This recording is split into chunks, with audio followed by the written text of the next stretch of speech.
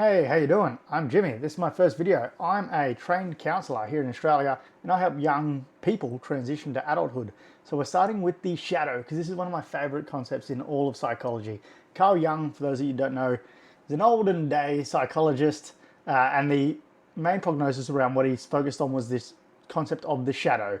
The red pill has kind of taken this, and like the grind set mindset guys have really taken this and tried to sexify it, make it a real cool thing, like it's mysterious and work with it and it'll give you this superpower and it'll be behind you, and it's not what it is. So today we're going to go through me yapping a bit about my shadow because I think that'll help you guys understand what the real premise of all this is, and then we'll work through some exercises to try and get it out of you.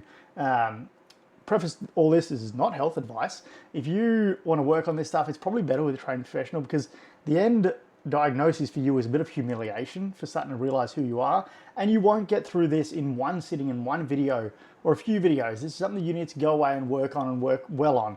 I've done some shadow working myself and it leaves you feeling like shit because you sort of realize that other people would be laughing at the person that you are when you're outwardly portraying. And so that's where it kind of starts from, right? So integrating your shadow is a key to psychological growth, authenticity, and wholeness. It's this part of you. I'll go to myself first, right? So I'm from a family of super high achievers. Like, I've got a psychology degree, a law degree, I'm a PT, own a few homes, and I'm the least successful in my family. I've got a sibling that was an Olympic weightlifter.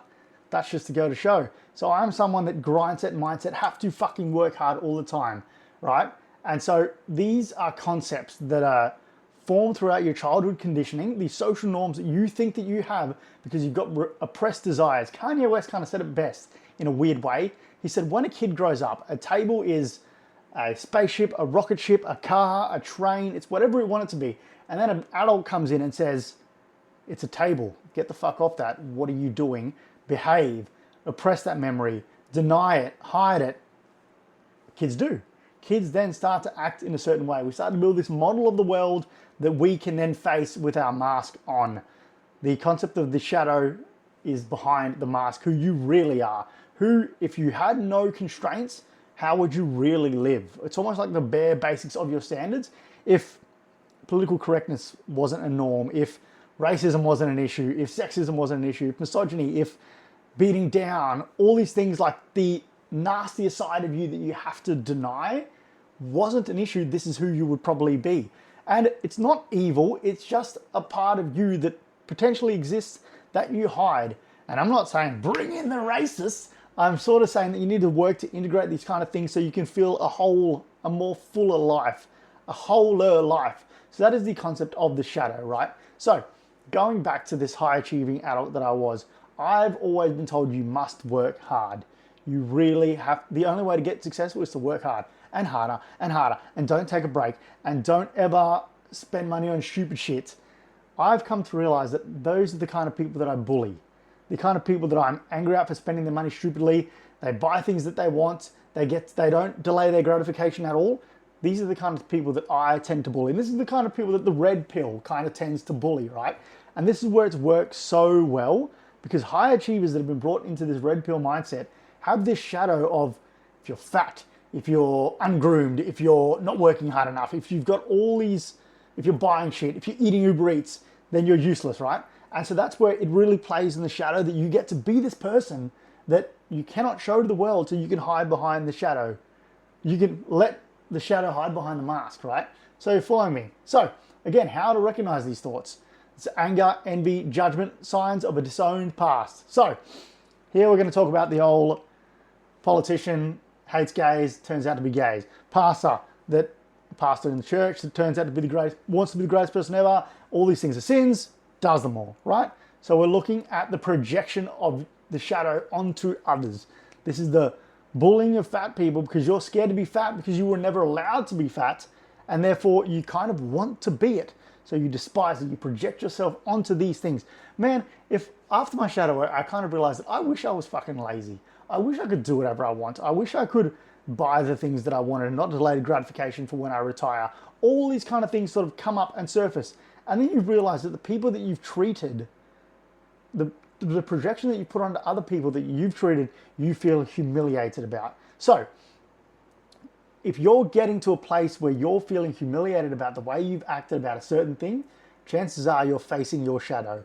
And that's a bit of a scary thing because you come to realize, oh man, I'm not this perfect perceived wall of things that I thought I was. I thought I was smart, intelligent, a hard worker. Well, chances are I'm potentially a little dumber than I thought, and there's probably people doing better than me. Or there's a wish to not have worked so hard, or there's potentially spending money when you want. Like there's all these, the flip side of it. And I'm just coming from my side of this grindset mindset. It also works on the other end where you've been abused, you've been on these other things, so you can't face positivity, so you hate positivity. So if you're coming from, say, the ultra left wing side of things, you hate positivity, you can't see people doing better than you can't see people doing well because they've always had an excuse, like they worked harder than you, they've started from an easier place than you, daddy's money, whatever it is, whatever excuse you can come up with. So exactly, this is my next point. So I'm kind of on the track here, which is really good. So the nice guy with buried rage, a bit of me. If you see me at work all the time, I'm happy, I'm positive, I'm where I want to be. The overachiever masking inadequacy.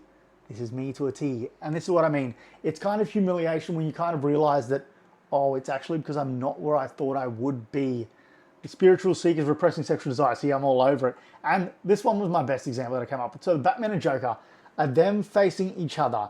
It's kind of like the left or right. The Batman could have taken after his parents were killed, could have become the Joker. Instead, he went the Batman route because that's what he always had to be. But there's bits of him that he projects onto the Joker as this evil, crazy villain that cannot be allowed to live. They're the shadow of each other. Perfect way to put it. So, basically when they talk about this whole superpower of integrating it, it's more to live a fuller, happier life. It's practicing sort of mindfulness. Well, in fact, it's practicing mindlessness of not thinking about these things behind you, allowing them to become one and self-accepting of yourself. Now, this is all kind of where it says a bit more woo-woo, right? So Carl Jung said, until you make the unconscious conscious, it will direct your life and you will call it fate. So this is kind of like that absolute blockage that you can never break through, this wall that seems to sit there for you. Like, why can't you take the next step? Why can't you start that project? Why can't you do it to the best of your ability? It's because this shadow sort of blocks a not wanting to do it part. It's you don't want to be that high achiever. You don't want to continue to work hard. You don't want to work 24/7. In fact, you want to be a bit fucking lazy. So stop trying to do this third and fourth and fifth hustle so you can become rich, because that's not what you're facing. So if you were a kid and you wanted the dream of, I don't know, being a skateboarder or a swimmer or all these jobs that aren't designed on the good boy trajectory of the young men, or young ladies too, of university degree, get a job, work through it.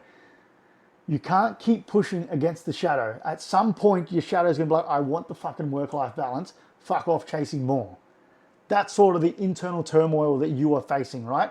So I quit my law job essentially because of this, because I wanted work-life balance. I finally accepted the shadow to be like, this is not my path. This is not what the inner child in me ever wanted.